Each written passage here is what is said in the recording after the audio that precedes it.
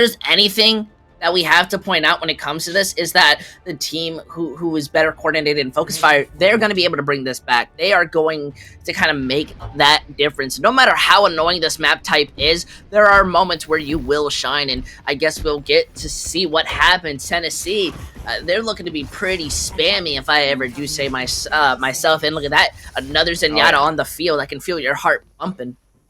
Oh yeah, I've had to loosen my collar a little bit, sweating at the prospect of some quality Zen gameplay, which I know is going to be delivered by Paravir here. For St. John's, they're going to be starting the attack, and I would like to just briefly mention that I understand now why we saw Rich engage themselves in the duality of Baptiste. Well, really, the singularity of Baptiste's immense damage potential. Rich is going to be on the DPS role, playing this Echo with the double bubble composition, and you've got Slurpee back in the mix with Liam Lizard on the support, playing for that nano boost, maybe nano blade, and also your own kind of spam with this Echo and Genji. It's a little bit more pokey though. I mean, hey, I like the poke. Going up against this double bubble is going to be a challenge in itself, but if even pro players struggle on it, I definitely see St. John's having a few issues itself as they go in for that engagement. It's a beautiful dive, but the immortality is able to keep them up. Unfortunately, see Jolton not able to escape, is going to be just kind of falling down without... Wait, no. How is If You Stay going to be able to find... How did they find Noodles? I mean, that's a big pick. That's going to be longer for Tennessee to come back in. Yeah, but they end up getting halted on the catwalk, and this might be a discouragement for St. John's to really push all the way. With the revive, though, courage is abound, and the opportunity to aggress is here. I mean, just look, another dive going in. They managed to find out too. There's just not enough healing. There's no immortality as that Orisa crumbles underneath the feet of Jolton, and they are going to be capping this first point. I've mentioned a couple of times that Zarya is kind of relatively weaker in the metagame right now, but I really like watching her get work done by all the teams that have run her this evening. Mr. Koala Man maybe dragging their feet a little bit in terms of ultimate percentage, but that's not so much important. It's so important as enabling Jolt and Joe and the dives here. It's fantastic. It's like I'm back in Season 3 dive era Overwatch, and then I get reminded that we're playing here in 2022 when the BAP Immortality field comes in and just ruins perfectly good team play. You definitely win that one. So as we see the copy go in, they managed to find the Orisa, and they are just melting through, especially with that Primal. Everybody stuck in that small gap. It's not going to work out well. The Bongo being put on top of it. They are just not looking good. The Molten Core hoping to just stop them from moving in, especially with that window. St. John's, they're bringing it back as they use the Nano Blade, able to find two, but being eventually picked off due to the Molten Core melting you down slowly. I gotta say, that was an impressive push, and I'm more upset that Tennessee, they managed to bring that back, but still, good job. St. John's is actually looking to stay in it there. There's 2 picks for Mr. Koala Man, and we're working with Graviton Search as well. Slurpee is in the midline as well for St. John's, and we're going to get a reconnection here from Rich and Jolt and Joe, invariably. There's no opportunity for University of Tennessee to actually aggress onto anyone. St. John's is just able to maintain their positions, and it's a powerful position to be in! Look at that, but the grab, it gets used. They are all caught with the dive. And look at this, we do see them now wanting to go after St. John's University, but they just back up. They don't want to fully commit, and they are playing back, especially when the Bob is looking to do that damage. Losing out Lucky Dog is not going to be looking too great as they slowly collapse underneath the pressure. If You Stay is on that soldier in the perfect position just to continue putting in that damage. As Basher falls down, we just see the rest of University of Tennessee. They aren't going to be able to do too much. That Molten Core not going to where they need it to be. That first tick, it is going to be captured. That second tick is following very close. Basher does return into the fight, but without that Primal Rage, you are dying extremely quickly. There's no ultimate. They are out of items to invest. The immortality with the window is going to be that bright side of it. But look at that. If You Stay, using the visor just to melt you through. It's an unfortunate hold as they weren't able to have it completely. And with 3 minutes and 18 seconds, St. John's, they do manage to bring it home. That's so interesting to watch St. John's kind of abuse these positions that are difficult to commit to. And there you saw, when you're playing Overwatch, enough said, No, you know when when you're getting pelted down by a Soldier 76 on an off angle or sitting on catwalk, right? And it just kind of gradually frays your mental. You're just like, oh, just getting real tired of getting hit by the Soldier 76. I'm getting pocketed, I'm getting resources from my supports, but man, oh man, I hate hearing that tick tick tick tick sound. That knowing that they're building ultimate off of me, right?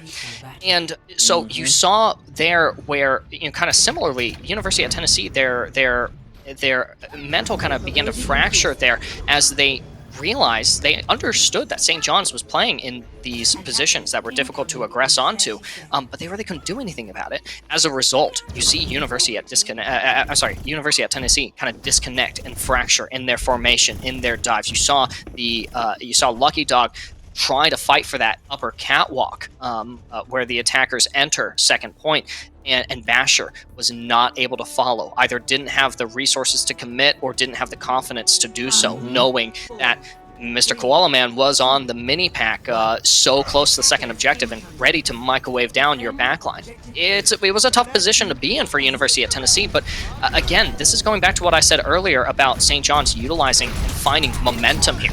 Running the disruption style comp is going to be a very interesting look for them. Nice and fast paced. Yeah, but the point is being captured. I don't know if you realize this. They now have to be the engagers. St. John's more kind of playing mystery heroes at this moment, not having too much to be able to move in. They are able to stop it midway through the second tick, now looking for that slam, finding out the Baptiste. It's actually working a lot better than I'm giving them credit for, as we see. Unfortunately, though, the Symmetra Zenith moves forward, looking to build up that charge, almost finds the echo, but falls due to not having the rest of the team. That second tick is sacrificed, and eventually University, they get picked up. I mean, I'm sorry for even doubting you. No, that's the disruption style composition. The one error that I would say was made there by St. John's University is that, with this ball diva comp, really you're the one who has to set the terms for the engagement, and when you're playing against a Symmetra teleport strat, you really don't have that luxury. Now, dropping the Symmetra, St. John's University is looking just at an advantage, but now there are ultimates in the bank for Tennessee, namely the Amp Matrix and Sound Barrier, both support ultimates. Very powerful into this coming fight. I mean, they just have so much on the side of St. John's, though. Look at this. The mind gets played down, and they stop you from even breaking through. It's a slaughter, as there's just not much that the University of Tennessee can kind of get away with. But honestly, it's much worth it to let those ults kill you than to, invest yourself. It's just so much explosive, destructive power on the side of St. John's, and especially when you consider how quickly these ultimates actually generate. Jolt and Joe's Minefield, the Pulse Bomb from If You Stay. Divas takes a little bit longer, but there are plenty of good divas out there who can build a self-destruct in a timely manner. Ultimately, that's a lot to play into. University of Tennessee stonewalled for now, but hopefully not stymied for long with the duplicate looking to push here.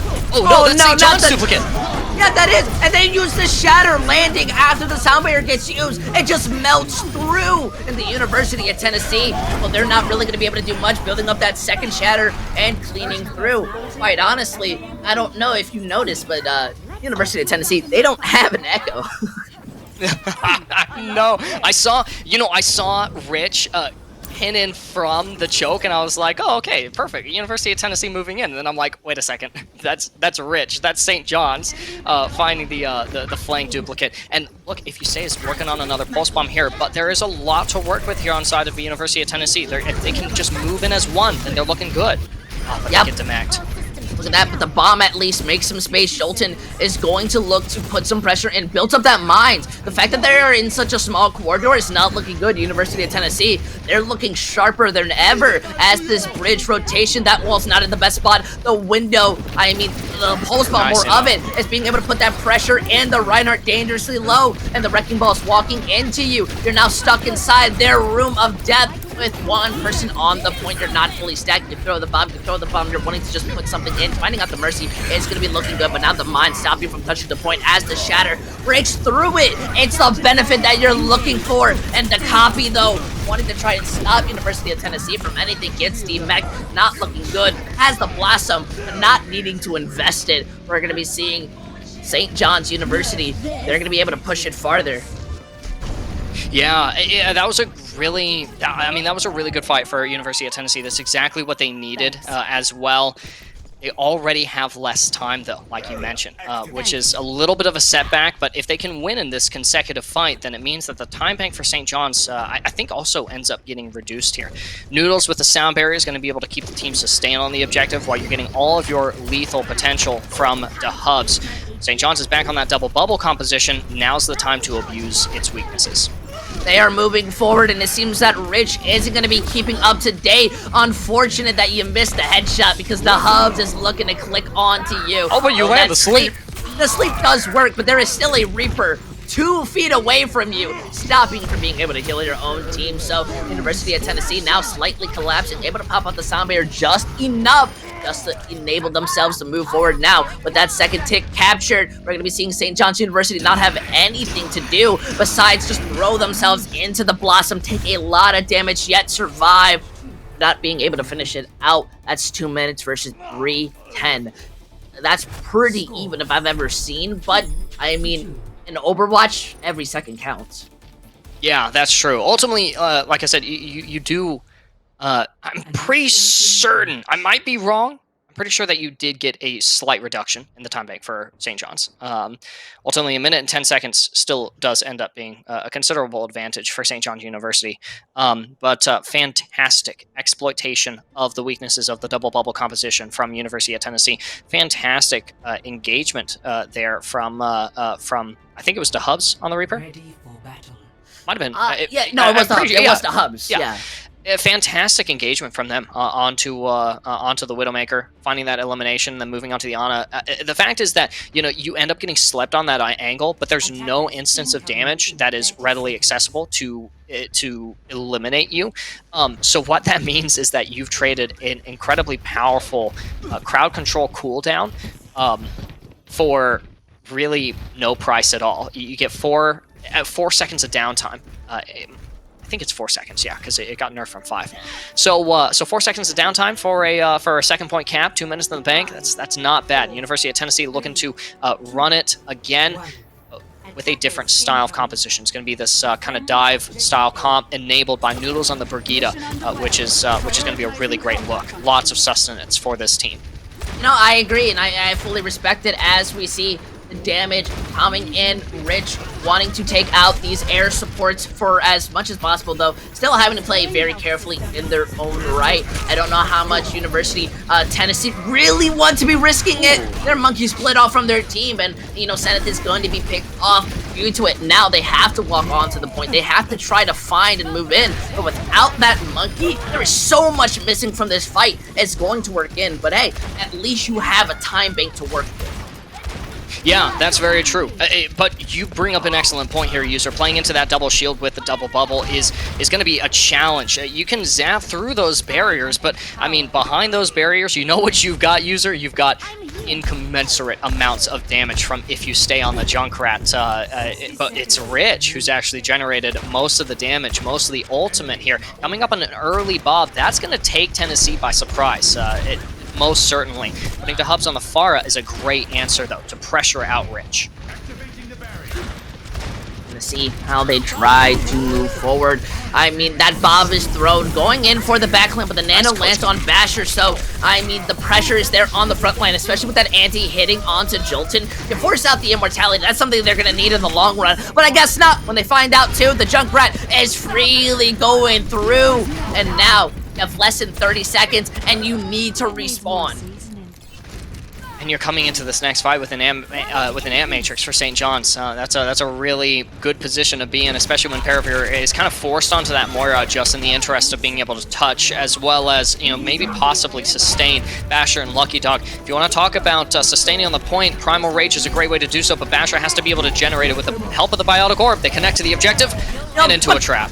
Yeah, that's not really gonna work out well. And the Riptire, though, if you stay dies, it's popped out and it's looking for a target. Wait, no, I actually think it got broken midway through. That's a little bit unfortunate. But Noodles is still gonna pay with their life. The Gravitic Flux combined with the Ongo is just looking. It did miss, but it forces you off that point. Now look at this. They aren't able to consistently stay there. Rich is looking in your backline just to finish you off.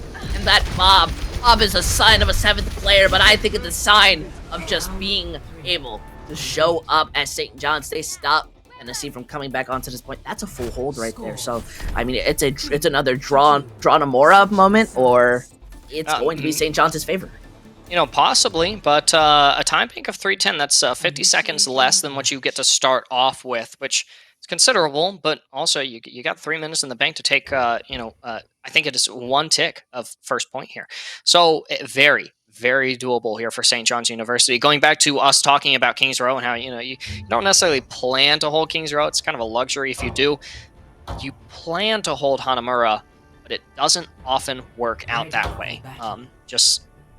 It's what I like about 2CP, and I'm gonna get a lot of hate. I'm gonna get a lot of heat for this, but it's the team play. It enables not only the holds but also the aggressive pushes. We've all played those matches of 2CP where our team or red team finally captures that objective, first or second, in overtime. And it's just like you've been able to successfully hold them that whole time. Kind of what changed? It's everyone's mentality shifting into gear, saying, you know what, we want this objective. We're going to take this. And even if it's with no time remaining, we're going to capture that point. And that's the kind of gameplay that this particular map really enables. It's going to be the team play that you need to see from Tennessee in order to hold here on this second objective or first point. They're going to be using a very similar composition to what St. John's was running, and St. John's is both these teams are kind of reverse styles here. I could truly respect it. St. John's just looking to build up an old economy, especially Rich, who just builds up these bobs, insanely quick. They are, however, wanting to take their time. Not engaging after that dynamite is an understandable factor, but I mean, they're in a weird spot. Zenith looking to take that fight against the Ash, but they just flat out ignore, go for the rotation. The Hub's able to just go on to these flanks as the Junkrat looking to put in that damage, but University of Tennessee not really having a target to focus on. They are very split, and they are rotating directly onto the point, which doesn't really give St. John's a lot of room to work with. That dynamite at least just stopped the Ash from truly trying to peek in. Both of them are looking fairly even yet.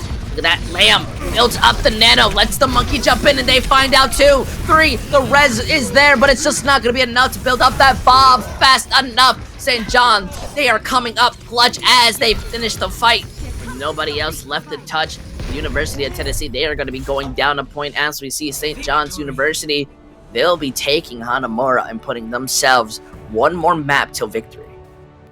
St. John's is demonstrating a phenomenal proficiency over a lot of different styles of gameplay here in Overwatch. I'm kind of eager to see if I'm kind of eager to see if St. John's University kind of also makes this a 4-game series with our score ending at 3-1. Ultimately, picking up both objectives plus that extra tick and full holding that first point.